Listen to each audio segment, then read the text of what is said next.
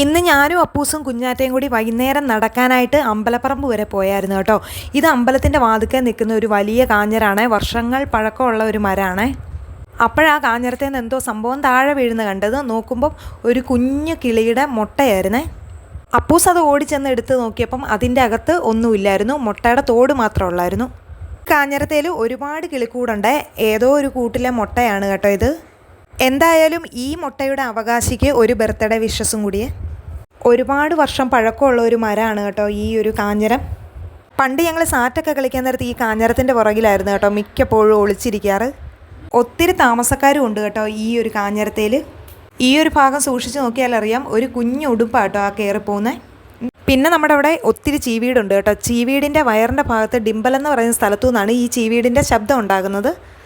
ആൺചീവീടുകളാണ് sound ഉണ്ടാക്കുന്നത്, പെൺചീവീടുകൾ sound ഉണ്ടാക്കാറില്ല കേട്ടോ. അപ്പോൾ അത്രേ ഉള്ളൂ നമ്മുടെ കുഞ്ഞു വീഡിയോ കേട്ടോ.